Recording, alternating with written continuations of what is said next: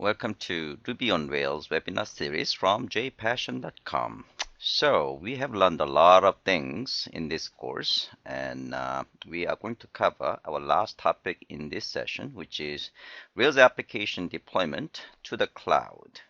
So I'm going to actually start with hands-on lab, and I have some presentation, but it's not really that much information. So we're going to actually do deployment right from the start of this presentation. So we are going to deploy a Rails application on Heroku and Engineer, two most popular the cloud such a service. And so we're going to actually start with Heroku. So a bunch of steps. So first we're going to actually create our Rails application. So you can use any Rails application of your choice to deploy Heroku or Engineer. So just for the sake of this exercise, we are starting from scratch. So I just created deploy app. The name of the application is deploy app, which I've done that already. And then I am going to scaffold on student. So let me just go to deploy app, and we're going to perform scaffolding. So Rails generate scaffold and student and name string and age integer. Okay. And then we are going to create the students table using migration. And then we are going to add some C data to sys.db file. So let's create the table first. Rake db migrate. And then we are going to add these 3 lines of code to sys.db file. So sys.db file. So I'm going to just copy these 3 lines of code here. So basically we have a 3 student record. And we are going to perform dbseed. So we created those 3 records that we have in the sys file. And then we're going to change the route RD file so that we can have students.index. All right, so routes RD file. So here,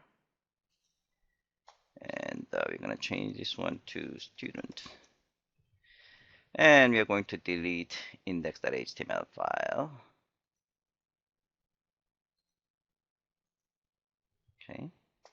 All right. Now we are going to change the gem file because in Heroku and also Engineer, the default database they use is the Postgres SQL database.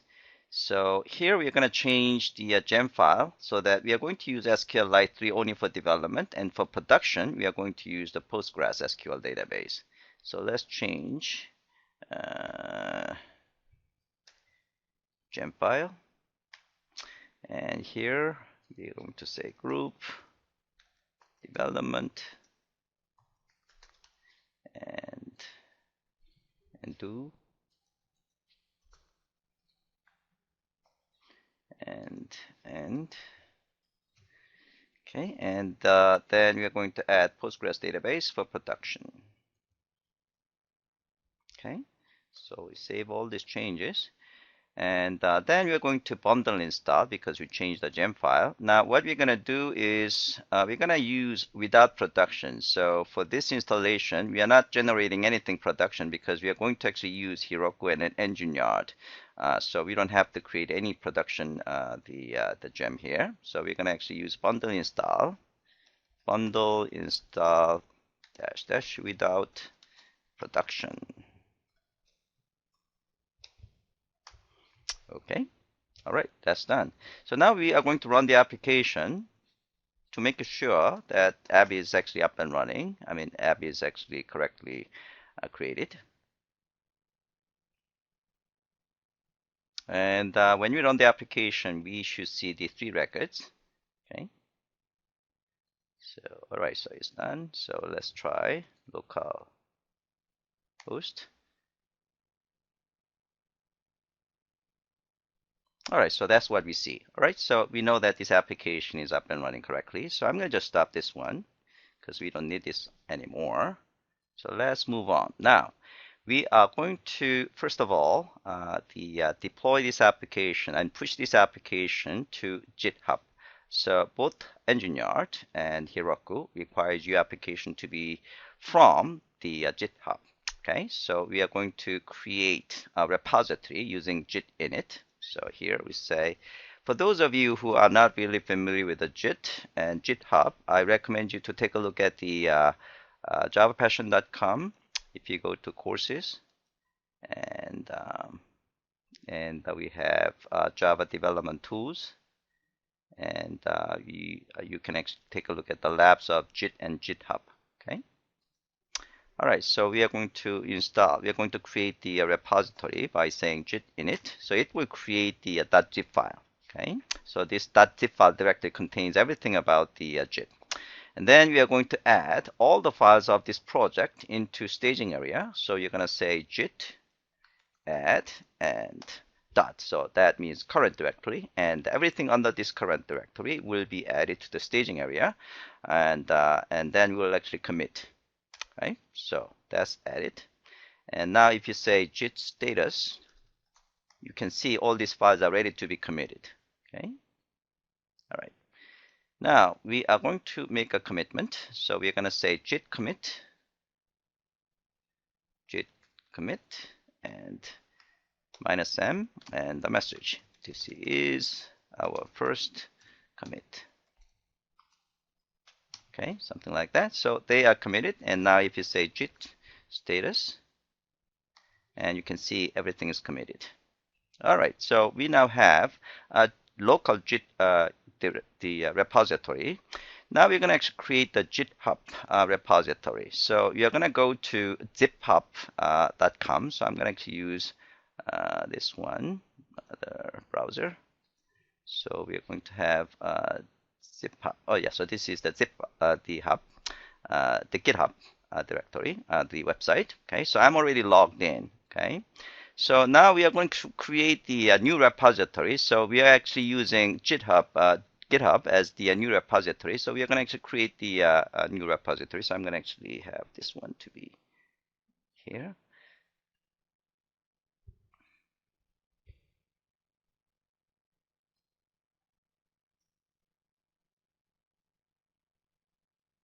Right, so click repository, and then we are going to create a new repository here. Okay, so click new repository, and then you're going to actually give a name. So you're going to give a name deploy app like this. Okay, description is optional, and we're going to actually make it public so that everybody can see it. And we don't need the README file, so we're going to just create the repository.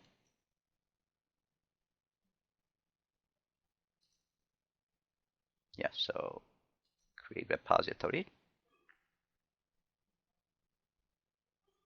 So that's that. So we just create the repository, and then what you're going to do is then you're going to actually see this URL. Okay, so that's what we see here. Okay, so this is the HTTPS URL, and this is the SSH version. Okay, all right, so we are going to use this one. You can use either. And so what you're going to do next is we are going to create the remote.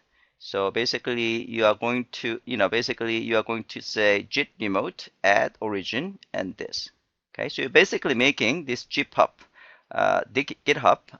the location as your origin. Okay, so we are going to just copy this and oops, let's copy it one more time. Control C. Okay. All right, so it's done. Now we are going to push our code to GitHub. So we are going to use git push.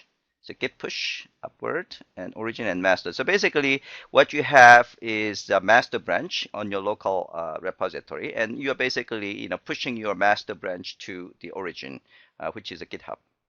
So I'm going to copy this one. Okay, now then it asks me the username and password. Uh,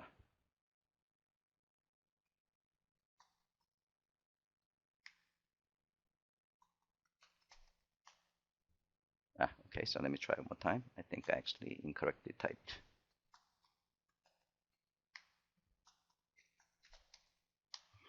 Okay, all right. So I am I just successfully pushed my master branch code on my local system to GitHub.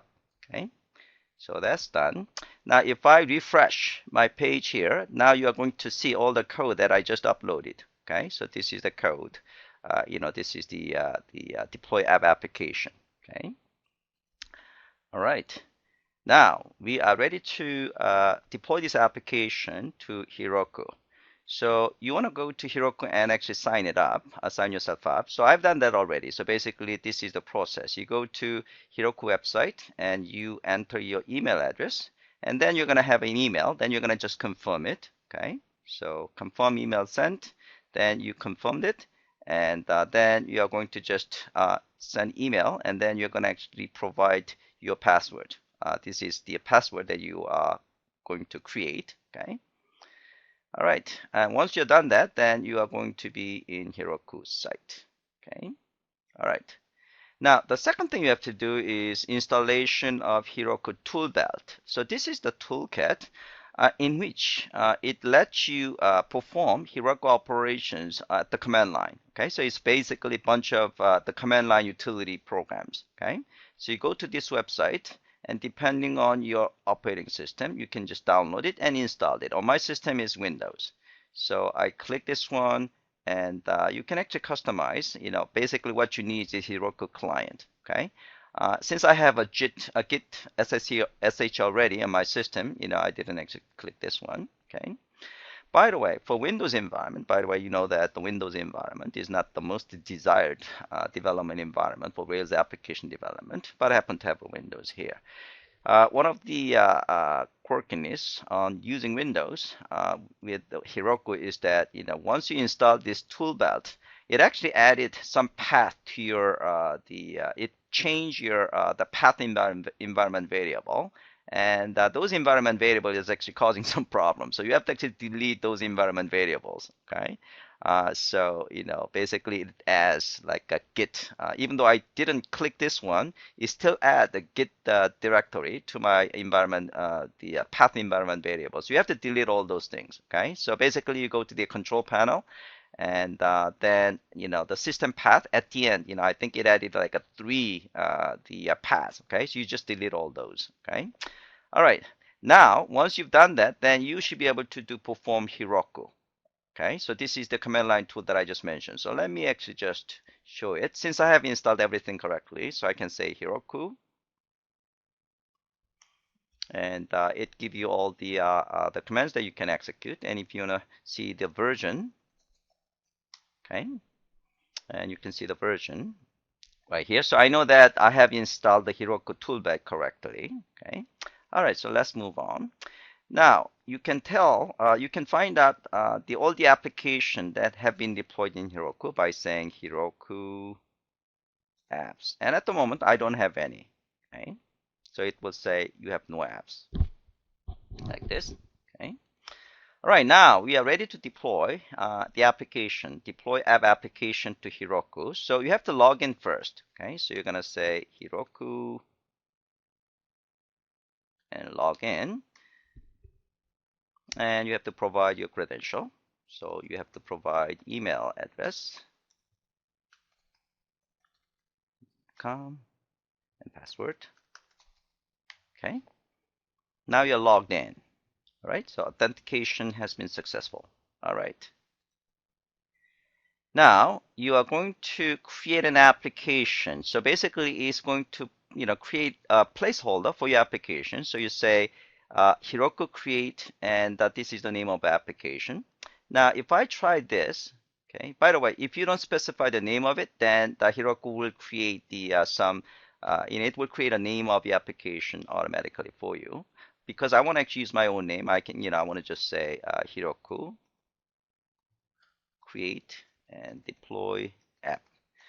Now it says I cannot use the underscore as a name of the application. So that's basically what it says. Name must start with a letter and can only contain the lowercase letters, numbers, and dashes. Okay, so I'm going to use a different name. So Heroku and create, and I'll say my. I'm going to use the dash instead of underscore. Yeah, so it doesn't allow underscores. I'm going to use the dash. Deploy app like this. Okay. So it created an application on Heroku now. Okay. Basically, what it does is that it also create the remote. It also create a remote in Heroku. Okay. So if you say like git remote like this, then you see you have in fact the two remote. One is in GitHub and the other one is the Heroku. Okay. All right. Okay, so now we are going to push the code to Heroku. So you're basically pushing your master branch to Heroku. Okay, so git and push and Heroku and master. So now our code is being pushed to Heroku, and it's going to actually install, everything that is needed, as you can see right here. Okay. And now if I say Heroku apps, then I should be able to see that my application has been deployed.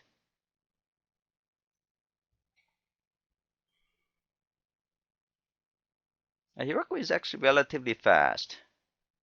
So it shouldn't take more than a minute or two. So let's just wait for this. So it's installing all the gems.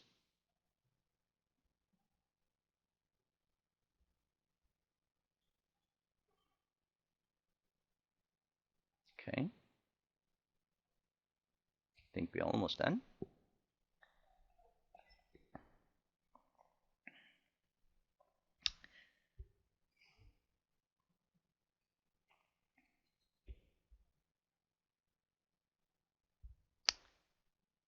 And now the only thing you have to do is you can just call Heroku open, then it's going to open the application. Okay, so we're going to say, and then you should be able to see the application being deployed. Okay, so let's try that. Heroku open. I'm going to actually use this one. Now we're going to experience an error condition.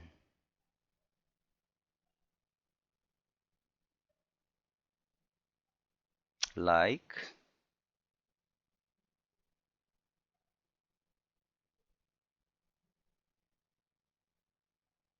takes this time.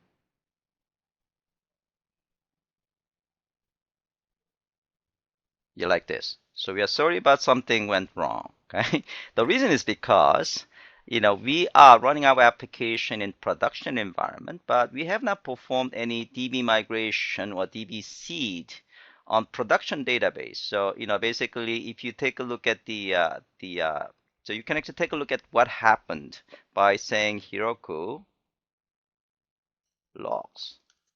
Okay, and these logs in fact indicate. So let me actually see the code. It's basically having a problem performing some active record operation against the database table. Okay, so in fact, it can see relation students does not exist, which means that we do not have database tables. Okay, so what you have to do is we have to perform DB migrate on the production database. So the way you can do is Heroku run rake DB migrate. Okay, so I'm going to just type it here. Heroku and run rake db migrate.